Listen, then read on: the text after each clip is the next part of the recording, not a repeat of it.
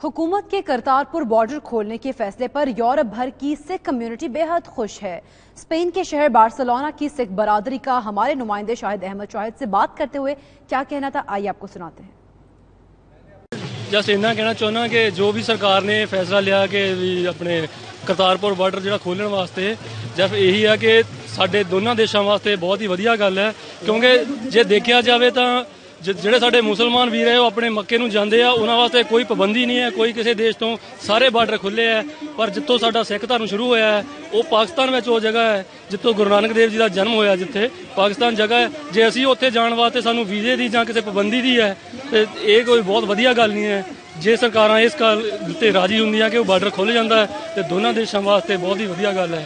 ਹਾਂਜੀ, ਬਹੁਤ ਵਧੀਆ ਕੰਮ ਕੀਤਾ ਜਿਹੜਾ ਉਹਨਾਂ ਬਾਰਡਰ ਖੋਲ੍ਹਿਆ ਆ, ਤੇ ਇਸ ਨਾਲ ਜਿਹੜੀਆਂ ਦੋਨਾਂ ਮੁਲਕਾਂ ਦੀਆਂ ਜਿਹੜੀਆਂ ਵੀ ਹੋਰ ਪਿਆਰ ਵਧੇਗਾ ਜਿਹੜਾ ਨਾ, ਤੇ ਬਾਕੀ ਬਹੁਤ ਚੰਗੀ ਗੱਲ ਹੈ।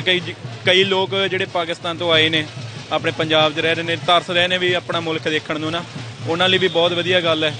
ਤੇ ਇੱਕ ਜਿਹੜਾ ਗੁਰਦੁਆਰੇ ਦੇ ਦਰਸ਼ਨ ਉੱਥੇ ਆਪਣਾ ਜਿਹੜਾ ਗੁਰੂ ਨਾਨਕ ਦੇਵ ਜੀ ਦਾ ਜਿਹੜਾ ਜਨਮ ਸਥਾਨ ਜਿਹੜਾ ਉੱਥੇ ਗੁਰਦੁਆਰਾ ਹੈ, ਉਹ ਗੁਰਦੁਆਰੇ ਜਾਣ ਦਾ ਜਿਹੜਾ ਸਬੱਬ ਮਿਲਿਆ ਲੋਕਾਂ ਨੂੰ, ਲੋਕਾਂ ਦੇ ਵਿੱਚ ਬੜਾ ਪਿਆਰ ਤੇ ਬੜਾ ਹੀ ਜ਼ਿਆਦਾ ਜਿਹੜਾ ਕਿ ਐਕਸਾਈਟਮੈਂਟ ਜਿਹੜੀ ਉਹ ਬੜੀ ਦੇਖਣ ਨੂੰ ਮਿਲ ਰਹੀ ਆ। ਬਹੁਤ ਵਧੀਆ ਉਪਰਾਲਾ ਹੋਇਆ ਜਿਹੜਾ ਬਾਰਡਰ ਖੋਲ੍ਹਿਆ ਗਿਆ ਦੋਵਾਂ ਦੇਸ਼ਾਂ ਦੀ। ਪਹਿਲੇ ਤੌਰ ਤੇ ਤਾਂ ਵਧਾਈ ਦੀ ਪਾਤਰ ਪਾਕਿਸਤਾਨ ਸਰਕਾਰ ਆ ਜਿਹਨੇ ਪਹਿਲ ਕੀਤੀ ਹੈ ਲਾਂਘਾ ਖੋਲ੍ਹਣ ਲਈ।